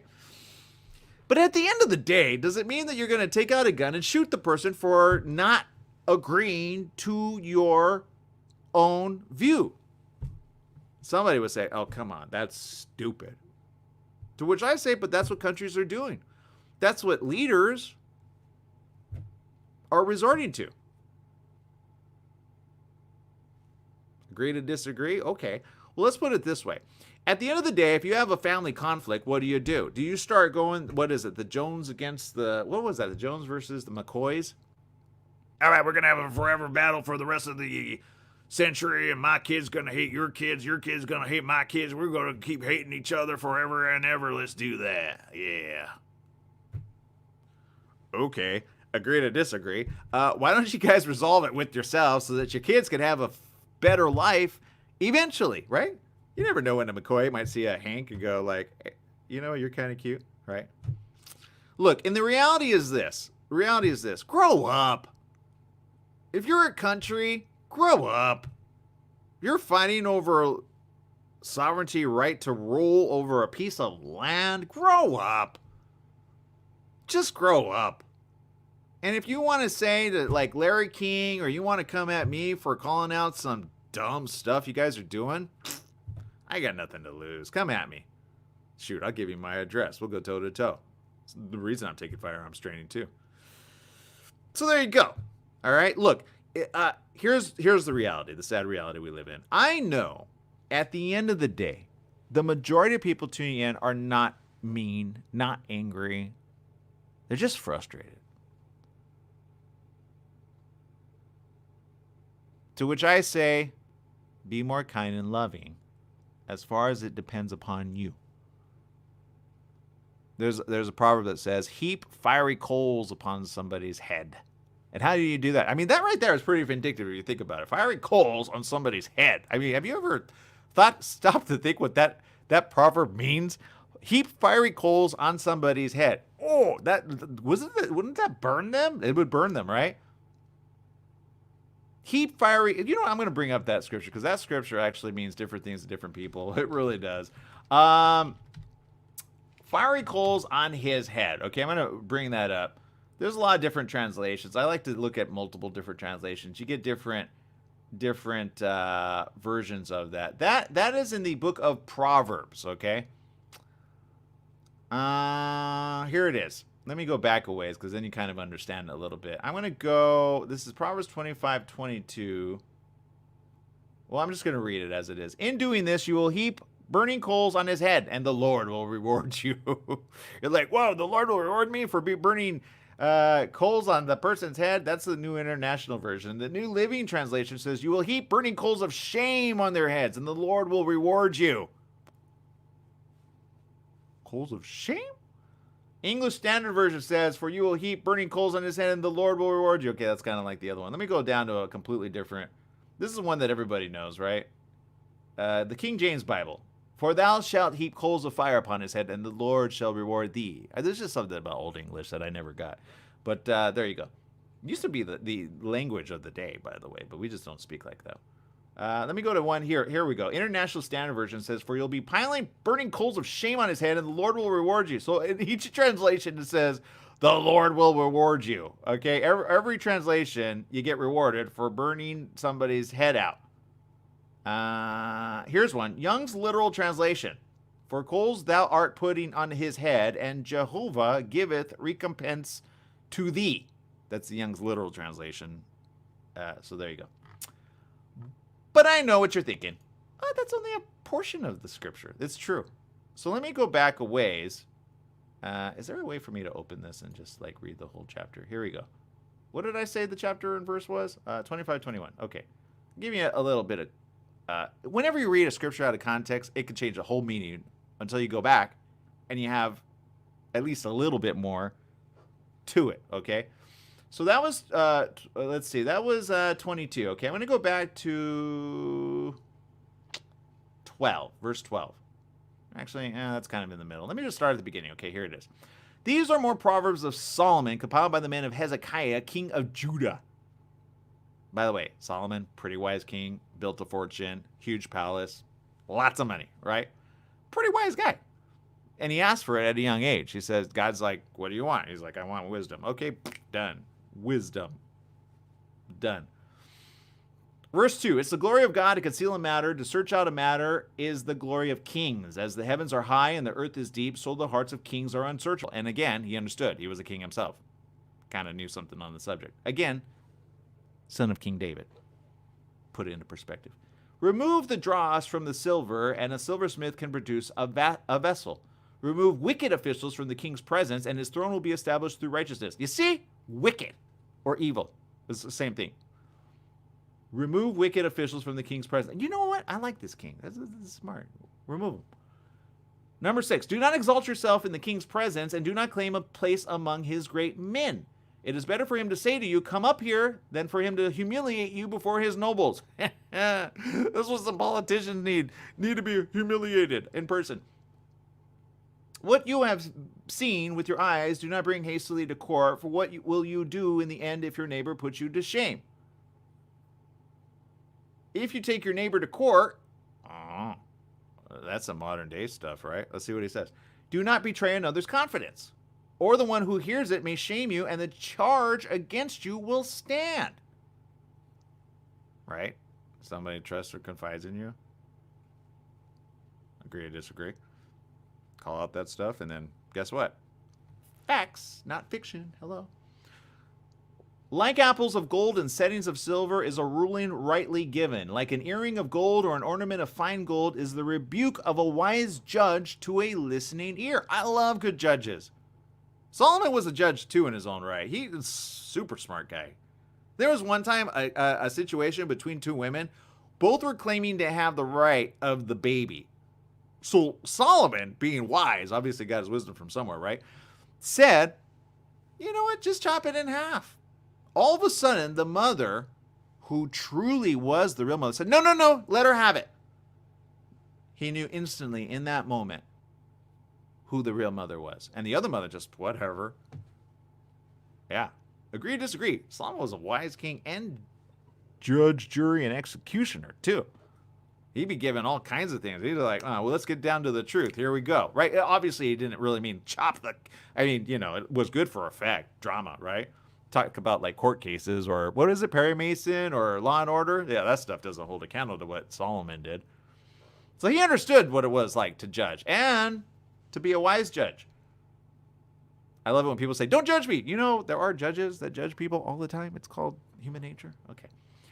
And the ultimate judge, right? Woo, the one that gives wisdom on how to judge. Be careful of that judge. Like a snow-cooled drink at harvest time is a trustworthy messenger to the one who sends him. He refreshes the spirit of his master. Like clouds and wind without rain is one who boasts of gifts never given. I'll be honest, I have to reread that one because that one's like a snow-cooled drink at harvest time. Oh, okay. I'm imagining a beer. Don't know why. Snow-cooled, get it, brewski. Is a trustworthy messenger to the one who sends him. He refreshes the spirit of his master. Okay, I have to look into that one. That one's a little cloudy in my judgment. Like clouds and wind without rain is one who boasts of gifts never given. Oh, I get it. I think. Especially that last part. Like clouds and wind without rain is one who boasts of gifts never given. Yeah, don't worry about it. I don't need to show you my taxes. And then you prove it, and you're like, well, you never gave any, did you give, tax donations to other companies? Maybe. I'll give them that, right? Through patience, a ruler can be persuaded, and a gentle tongue can break a bone. Oh! He had a way with words, and he had a way with ladies, by the way. Don't believe me. This guy had, a concubine a day for a year, by the way. I think 350 concubines. I could see why. He's gifted in the tongue department. Get your head out of the gutter. So look, but a gentle tongue can break a bone. It's true. Don't believe me? Chop off his head. Done, right? Bones broken, boom. Gentle tongue, break a bone. Done. If you find honey, eat just enough. Too much of it and you will vomit, right? Too much of a good thing. Let's keep it there. Just get enough. That's it. You ever have too much sweets? You're like, oh, my stomach. Like that. Seldom set foot in your neighbor's house, too much of you, and they will hate you. Oh, yeah. That's happening in families right now, right? Coronavirus. Be careful. Even your family will be like, can't stand him or her. They have so many idiosyncrasies. I say, get over it. But you understand the common sense of this? You visit your friend a little too much. They're like, hey, don't you have a place to go to, right? That happens between best of friends, by the way. Don't believe me. Housemates, right? good buddies in the beginning and terrible at the end sometimes. Some just like, I liked you when you were not in my house, that I had to live with you. I didn't know you were all that. Like a club or a sword or a sharp arrow is one who gives false testimony against a neighbor. Ooh, don't speak untruths against your neighbor. Like a club or a sword or a sharp arrow. Yeah, don't view it like that. Yeah. Like a broken tooth or a lame foot is resilience on the unfaithful in a time of trouble. Ugh, don't talk to me about broken tooth. I've broken my tooth. It sucks. I get that scripture more than most people.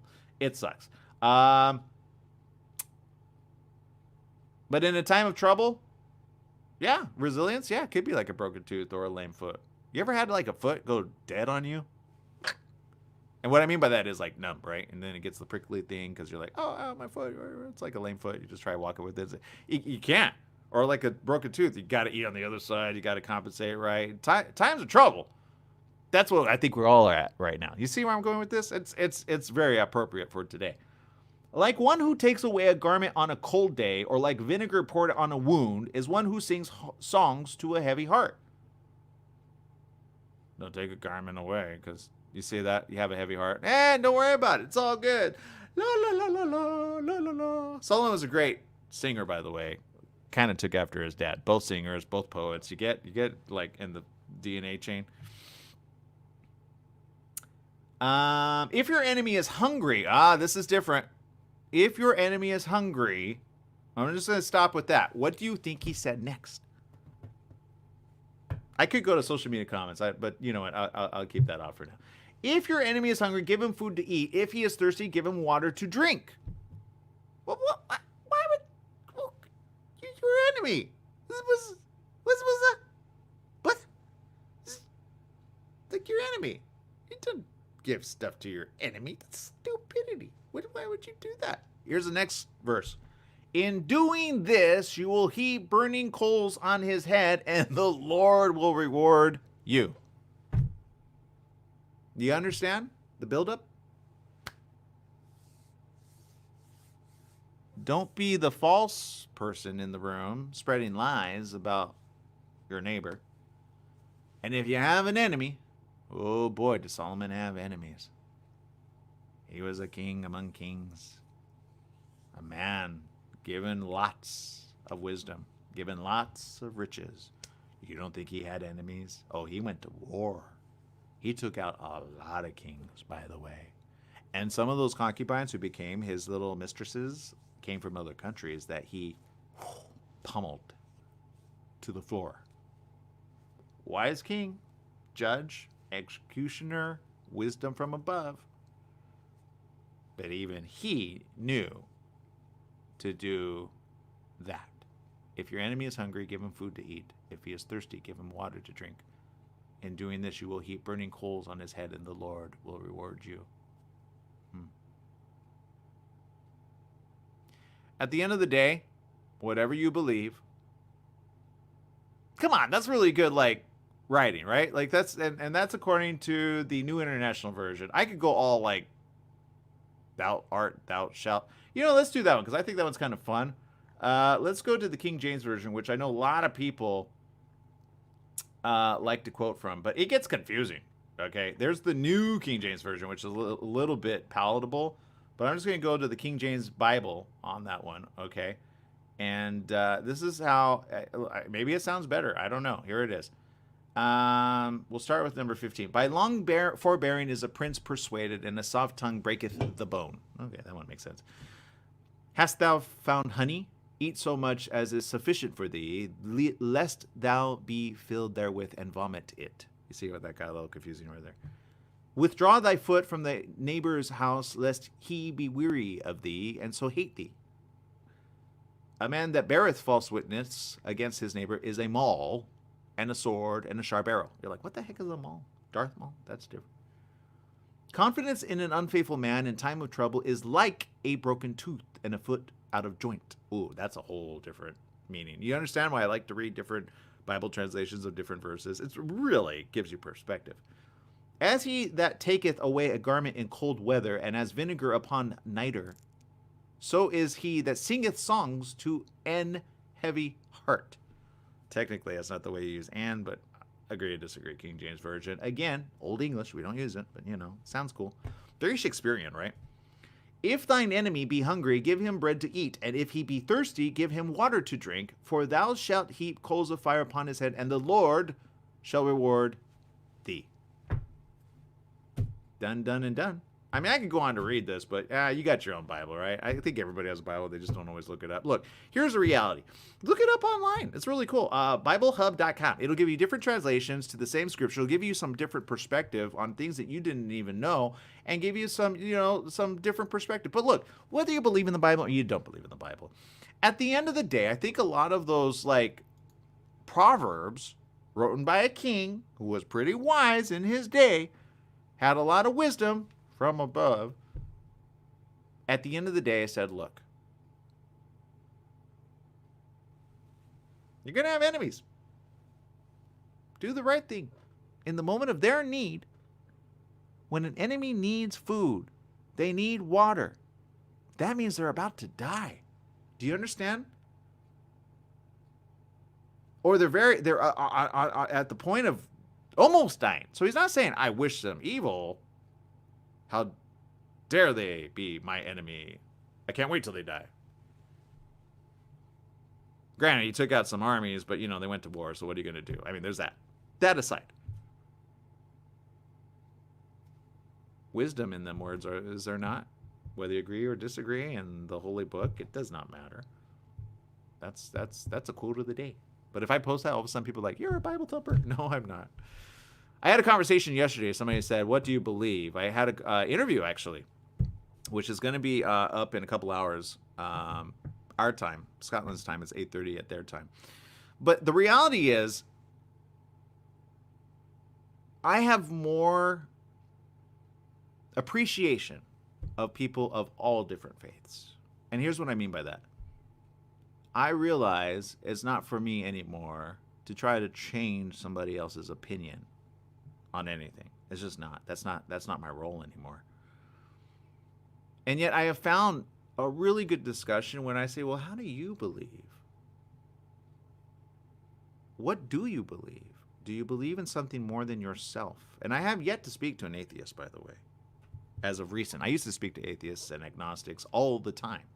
But right now, I'm starting to see people kind of take a different slanted view. They're either all for and or all against. Does that make sense? So they're all for a higher being and or not for. Like, adamantly so, right?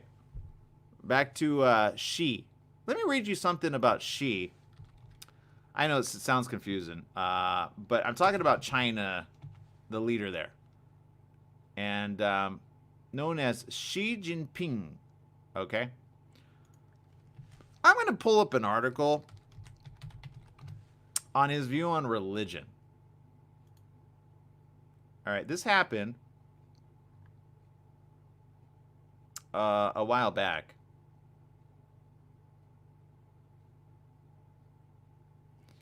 And recently I had a very interesting discussion with a Christian congregation which is being put under ban in Russia. Okay, but they're not the only religion being put under ban. Unless you're an Orthodox, you're approved. The others are not. Okay, seditious, right? Even the Bible, if you take in a Bible and you read from the Bible, it's referred to as contraband. I posted this on a show recently, and I want people to kind of wake up. This is the life we're in right now, with certain dictators doing a lot of harm to people of our modern day era. Not much different than that of, Christians back in the day, just saying.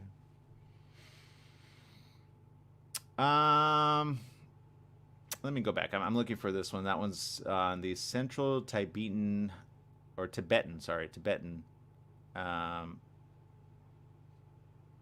Is it this one? Let's see.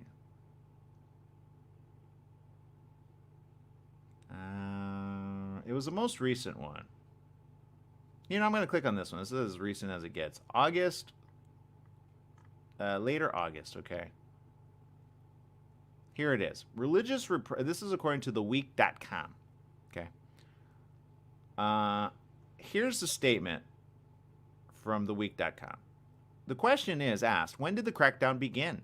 Religious repression has intensified across China since President Xi Jinping took office in 2013. Here's some history for you guys. The brutal crackdown on minority Muslims in the northwestern region of Xinjiang, where mosques and madrasas are being demolished and more than 1 million Uyghurs have been detained in re-education camps, has sparked international outrage. And I apologize ahead of time. I'm terrible at names, so I'm probably going to mess these up. If you happen to be of the Muslim faith, you can correct me, okay?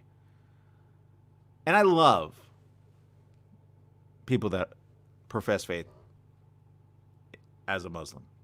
I've had Muslims on a show at the other radio station. We had a regular content about the Muslim faith. So I learned a lot about the Muslim faith that I only previously thought I knew. You understand? And there's a lot of similarities between Muslims and the prophets of old, by the way. If you ever speak to somebody that's Muslim, they actually believe in Moses, Abraham, and even Jesus. They just don't believe Jesus was the son of God or is God, right? They think that's blasphemy. But they do believe he's a prophet, like that of Muhammad, right? If you knew or didn't know that, now you know. The Communist Party's assault on faith is not limited to Islam. Authorities have used the world's distraction over the coronavirus pandemic to accelerate an ongoing campaign against Christianity. Officially atheist, the party sees adherents to any faith, particularly those with foreign origins such as Christianity and Islam, as a threat to its dominance. Yeah, because they believe in him more than you? Okay. So Xi, XI, he's not a she. Seriously, I think if he came here, he'd be joked about. So Xi has embarked on the cynicization of religious practice, ordering Muslim Buddhists, yep, threw in Buddhists there. What can you have against Buddhists? Buddhists are all loving, all kind. Seriously, I love Buddhists. I have a lot of Asian friends, and I have people that aren't even Asian that believe in the Buddhist faith. And I say, lovely people, amazing people. I mean, they know some freaking cool martial arts, but oftentimes they do it to defend themselves or somebody else, right? It's not all like the movies. I mean, come on, unless you're John Wick. Which I have no problem with John Wick. I wouldn't mind being John Wick soon enough, because there's stupidity on every continent. So Xi has embarked on the cynicization of religious practice, ordering Muslim, Buddhist, and Christian leaders to integrate Chinese communist thought into their belief systems. The party wants people to love the motherland and their faith. What faith is that? Says Yu Quan, head of the body that oversees ethnic and religious affairs in China. Cynicization has resulted in thousands of churches and mosques being shuttered and razed. Those that remain fly Chinese flags. Okay, let me give you some perspective of Christianity in China, okay? According to this article, too. And I might have some information bottled up in my head that I've been looking up, but here we go. For decades, Chinese Catholics and Protestants have been divided between those who attend state-sanctioned churches in which clerics are appointed by Beijing and those who attend so-called underground churches. About half of China's 12 million Catholics worship in the underground churches loyal to the Vatican. To try to heal that divide, and I always have trouble with that word, Beijing and the Vatican struck a deal in 2018 that gave Chinese authorities the right to recommend new bishops and the Pope the power to approve or veto them. Beijing has exploited that agreement by refusing to name bishops to half of China's 98 dioceses while pressuring priests to adhere to party regulations, saying that the Vatican Pact means that the Pope commands them to do so. Portraits of the Virgin Mary have been replaced by portraits of Xi. You get what I'm going with this? I know a lot of you are Catholic, okay? I have a lot of Catholic friends. My mom used to be Catholic, 100% Catholic. She wanted to be a nun. Kid you not. I'm glad she didn't become a nun, because then I might not have been born, but more on that later. Long story short, you obviously replaced with portraits of Xi, as though Xi is like gave birth to Jesus. You understand the idea of that? Like that? Come on, really? You got to die a saint in order to become a saint. Come on, this is. Priests have been compelled to incorporate Xi's sayings into their sermons. What? Oh man, that's like seriously. Like all of a sudden you go into a religion, and all of a sudden I love President Trump. President Trump is the savior of mankind. There you go. Did I get paid for that yet? Okay, cool. All right, done. You know, there's some church leaders doing that, by the way, even now. I'm not saying Trump is pressuring them to do so. I'm just saying, come on, keep that up.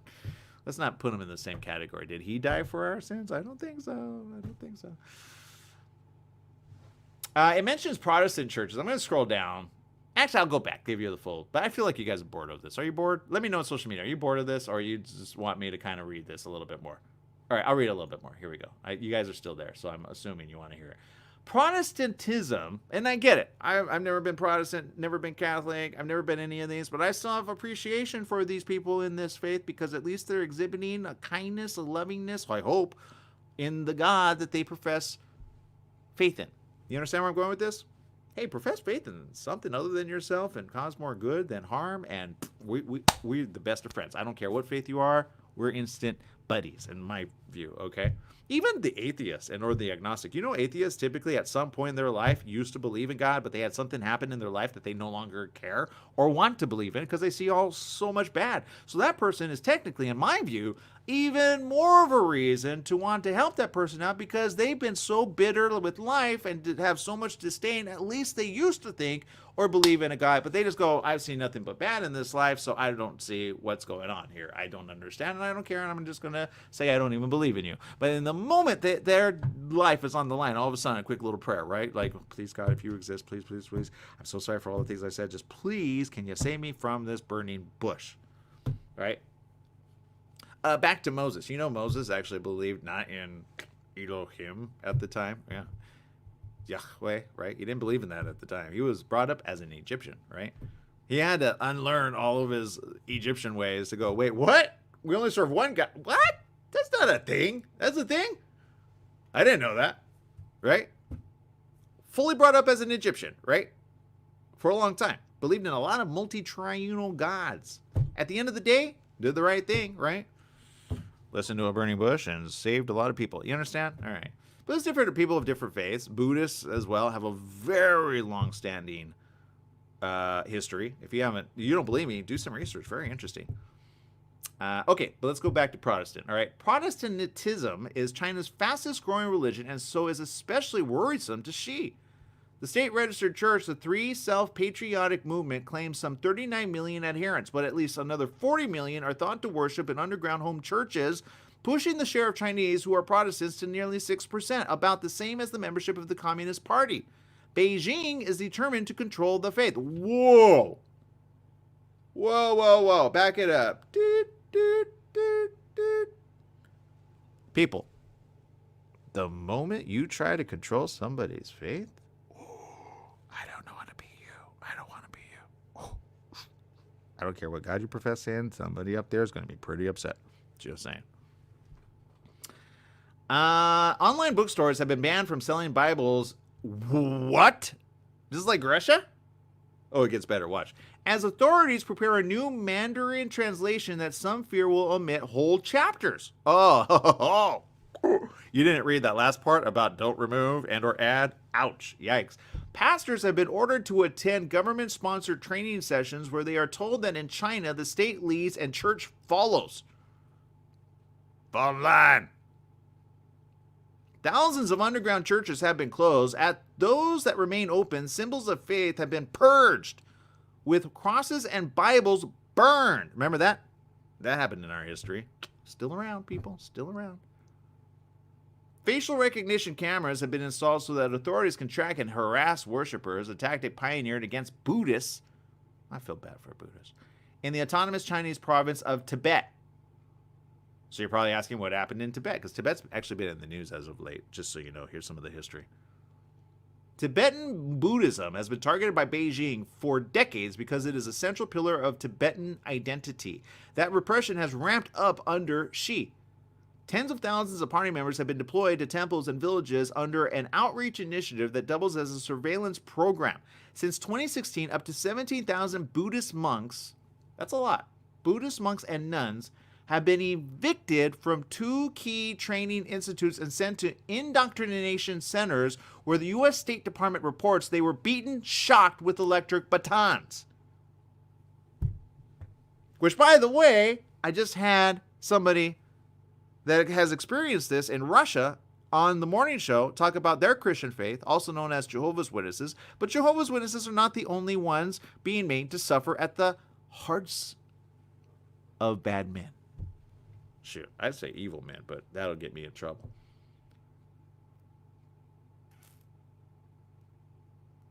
The article goes on to read names I can't even pronounce. So I might scroll down.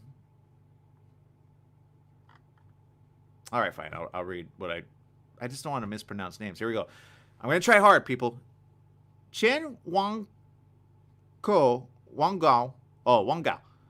The Politburo member who oversaw the Tibet crackdown was sent to Xinjiang in 2016 to use the same playbook against Uyghur Muslims. Detainees are forced to say, get this, there is no God, there is only the Communist Party. You know who that reminds me of, people? Adolf Hitler.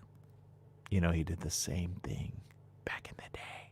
It's almost like evil got re-established on this earth. It's a thing. Look it up.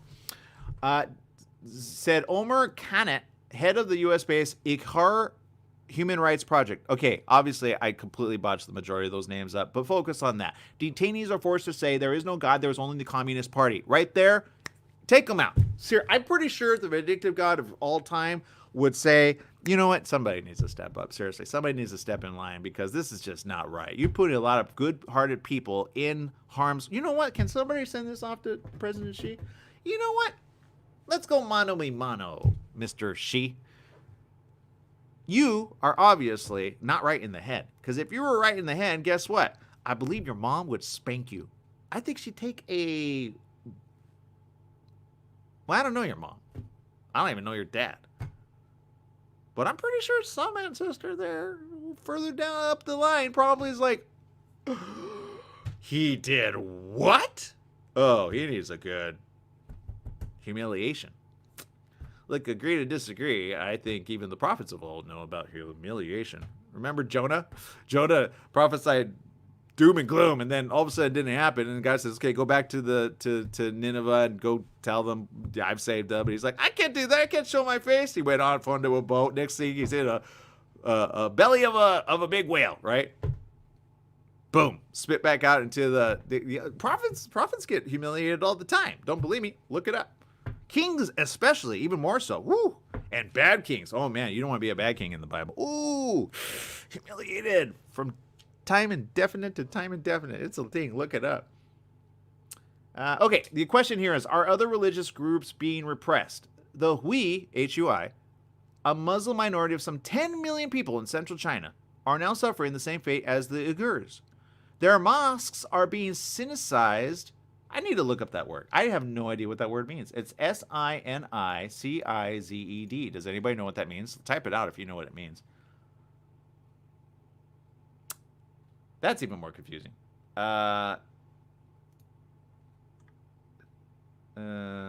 Make Chinese in character or form a more Sinicized conception of rulership. Okay, that's why. It's more like a Chinese thing. Got it. So the mosques are being made to be like more Chinese, right? Stripped of domes and minarets, and the call to prayer has been banned. You have banned people's call to prayer? That reminds me of Daniel. Remember that? King of Babylon. Oh! Well, I don't believe in reincarnation, but I think if reincarnation is evil reincarnated in President Xi, I think he's got a lot of bad guys up there, if you know what I mean. Stripped of domes and minarets. Oh, I just read that. Many fear that concentration camps may come next. Yeah, I could have told you that. That's called, hello, the guy's like a walking... I'm not going to say that name because then everybody takes offense. Hitler? Yeah, there it is. The only faith that remains relatively free is Chinese Buddhism, which is seen as indigenous. Still, it too is being pressed into party service. In 2018, the Shaolin Monastery, birthplace of Kung Fu, was forced to fly the Chinese national flag for the very first time in its 1,500-year history. You see where we're at, people? This is the stream of time that we're in.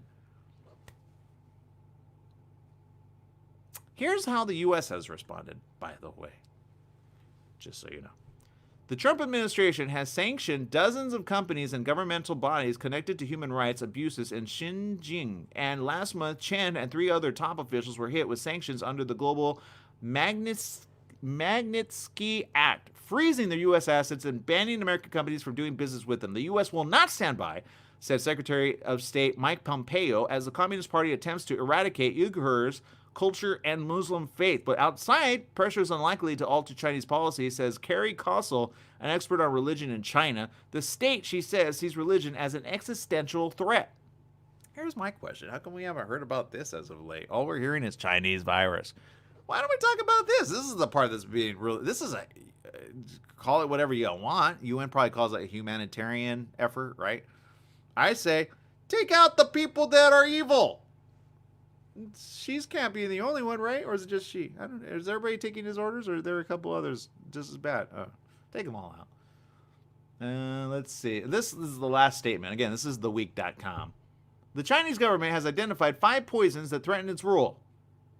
Huh. Well, let's see what these poisons are. Pro-democracy activists. Really? You got to put pro-democracy activists on harm's way? Oh, okay. So sounds like somebody else we know, right? What? Come on. I didn't say a name. You're the one that thought it. Taiwanese nationalists, Tibetan dissidents, I think that's the word, Uyghur separatists, and Falun Gong, a spiritual discipline that mixes traditional Qigong with New Age philosophy. Oh, I know it. I've studied it, by the way. Very interesting energy. Don't believe me. Check it out. Founded in Northeast China in 1992 by former trumpet player Li Hongxi, Falun Gong law wheel practice promises salvation to those who study Master Li's texts and practice a regimen of gentle physical movements. I happen to know one of his students, Master Teresa. Great lady. That's all I'm going to say about that. Li attracted some 70... He trained her personally, so it's like knowing a cool master.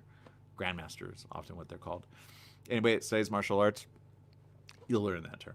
Li attracted some 70 million followers in a matter of years, a level of popularity that worried the Communist Party. It banned Falun Gong in 1999, labeling the movement an evil cult and arresting tens of thousands of adherents. You understand where we're going with this? Guy got popular. People were like, don't become more popular than our dude. Or emperors, or whatever we call them nowadays, the higher-ups. Human rights activists say thousands were killed and had their organs harvested for transplant. Oh my God. That went so evil right there. I don't even know how the other one's called the other one evil. That was evil. The other one not so evil. Falun Gong practitioners who fled to Hong Kong, where they could practice freely, fear a sweeping new security law imposed on the city of Beijing, by Beijing, could now be wielded against them. It is a hanging knife over our heads, said Ingrid Wu, a Falun Gong spokeswoman. Okay. According to this, you could also get 6 risk-free issues of the week. All right, so look, agree to disagree. Some of you may go, that's a lot of, I had no idea, right? These are the matters that we should be talking about, is it not? If you have family members and or people or friends that you say are of any of these faiths, you already are impacted, and here's why. Aren't those your brothers and your sisters in the faith? Aren't those the people that you should be praying for?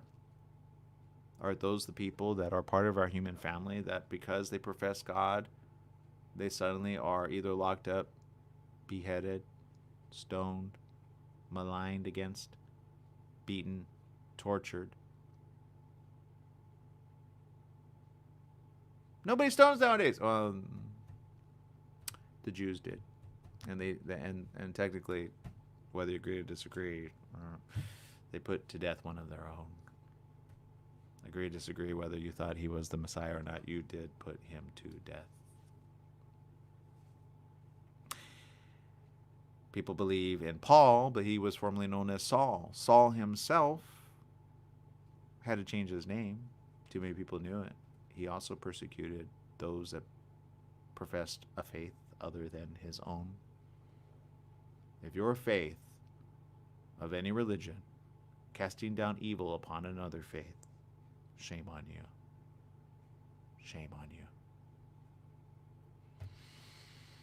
Be more loving. Feed your enemy. when they are in need, feed them and I will reward you. Forget about the part about heaping fiery coals, because I know everybody uses that. Oh yeah, you can totally heap fiery coals. You can, hopefully humble them, humiliate them. No. You missed the point. You missed the point of that. Heaping fiery coals upon their head. What does that really mean? If you heap fiery coals upon somebody's head, wake them up. Agree or disagree? Wake them up. Ah, what was I doing there? I'm so sorry. And whether or not they choose to say, I'm so sorry, I was wrong, at the end of the day, your Lord will reward you for doing the right thing. All right, people, I'm done. It's been grand. Thank you so very much. I appreciate you guys. I know that you're still there. Thank you for sharing. Thank you for getting the word out there, and thank you for always doing the right thing as much as possible as it does depend on you. And go check out Doublemint Radio. I'm going to be on today. You can check it out in just the time is going by. So go check it out. I'm going to post it on my social media feed. Let me post it right here, right now. There's Fraser Ramsey. Big shout out to Fraser over there in Scotland. Edinburgh. Edinburgh. I learned how to say it properly. Okay, don't say Edinburgh. You will learn how to pronounce it after you watch this interview. Edinburgh. Did I get it right? I hope I got it right. I'm working on it, Fraser. Ramsey Unleashed, Going Beyond Borders interview with Aaron Sanchez today, 12:30 Pacific Time, 3:30 Eastern, and 8:30 UK on doublemintradio.com. Go check it out. I'm going to post that link as well. Follow me. I love you. I appreciate you. Whatever you do in life, just remember this. Don't knock down somebody else's faith just because they think differently of you. Remember, at the end of the day, we're all human living on this earth. Bye-bye, everyone.